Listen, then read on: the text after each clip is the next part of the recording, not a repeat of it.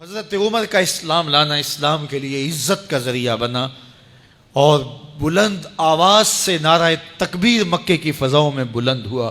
40 مسلمان جب ہو گئے تو پھر میرے رب نے کہا یا ایھا النبی حسبک اللہ، اے نبی تمہارے لیے اللہ کافی ہے، ومن اتبعک من المؤمنین، اور تمہارے لیے اہل ایمان کافی ہیں۔ حضور علیہ السلام کے حوالے سے ان کی حساسیت اور ان کا جوش و جذبہ اور ان کی غیرت ایمانی دیدنی تھی۔ حضرت شاہ ولی اللہ محدث دہلوی علیہ رحمہ فرماتے ہیں کہ 17 مقامات پہ قرآن مجید میں حضرت عمر کی رائے کے مطابق قرآن نازل ہوا۔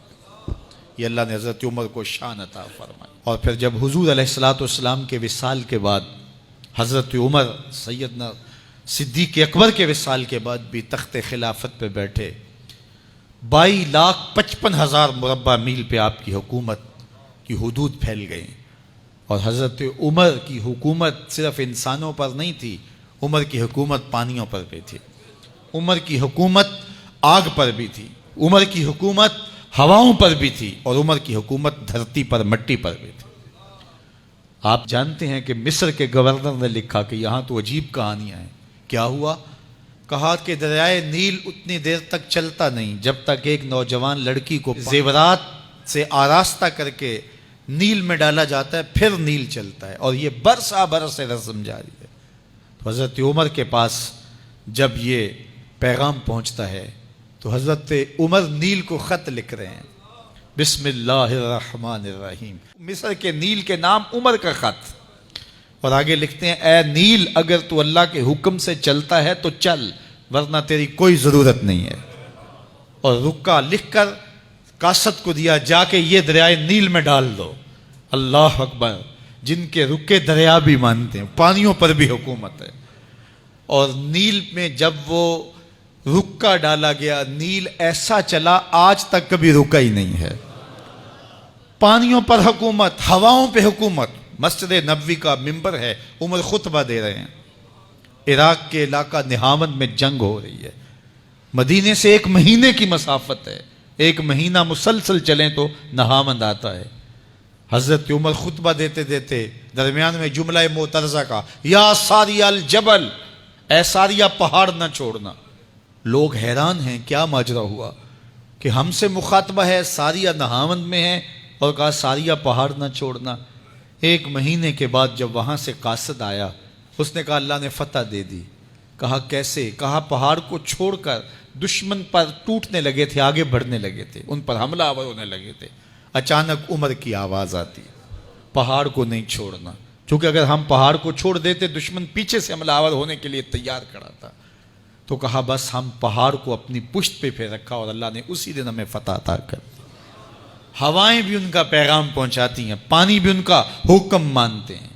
اس زمانے میں فائر بریگیڈ سسٹم نہیں تھا، لیکن ایک آگ بڑھتی آ رہی ہے شہر کی طرف، لوگوں نے حضرت عمر کو بتایا، امیر المومنین آگ پھیلتی آگے بڑھتی چلی آ رہی ہے اور شہر کو اپنے قابو میں لینے والی ہے۔ عمر اپنی چادر اتارتے ہیں اور حضرت تمیم داری کو دیتے ہیں، کہا یہ چادر لے جاؤ اور ایسے ایسے کرو، آگ پیچھے بھاگتی چلی جائے گی۔ تو چادر ہلاتے جاتے ہیں حضرت تمیم داری، اور آگ پیچھے بھاگتی چلی جاتی۔ مٹی بھی حکم مانتی ہے۔ ایک لونڈی کھڑی رو رہی ہے راستے میں، کہا تجھے کیا ہوا؟ کہا ٹھوکر لگی، میرا تیل زمین میں بہہ گیا، میری مالکہ بڑی سخت ہے، وہ مجھے کہے گی تم نے یہ کیا کیا۔ عمر درہ زمین پہ مارتے ہیں، فر الارض الم عادل علیک، زمین عمر نے تیری چھاتی پہ عدل نہیں کیا؟ تو عمر کے ہوتے ہوئے اس کا تیل پی جائے؟ زمین تیل باہر نکال دیتی ہیں، فرماتے ہیں ڈال لے اپنے برتن میں۔ تو یہ عمر کے ان کا حکم مٹی بھی مانتی ہے، ان کا حکم ہوائیں بھی مانتی ہیں، دریا بھی مانتے ہیں، ان کا حکم پانی اور آگ بھی مانتی ہے۔ وہ عمر، میرے حضور فرماتے ہیں ان الشیطان یفر من ذل عمر، میرا عمر وہ ہے جس کے سائے کو دیکھ کے شیطان بھی بھاگ جاتا ہے۔ حضرت عمر رضی اللہ تعالیٰ عنہ نے ایک بہترین نظم و نسق دیا اور امور سلطنت کو اس انداز سے منظم کیا۔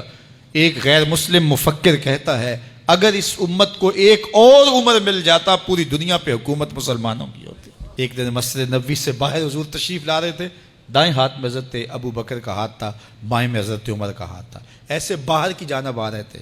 دروازے سے کوئی بندہ داخل ہوا تو اس کو دیکھ کے حضور نے فرمایا ہا کازا نبعث یوم القیامہ، قیامت کے دن جب قبروں سے اٹھائے جائیں گے ہم ایسے ہی اٹھیں گے، میرے دائیں ہاتھ میں ابو بکر کا ہاتھ ہوگا، بائیں میں عمر کا ہاتھ ہوگا۔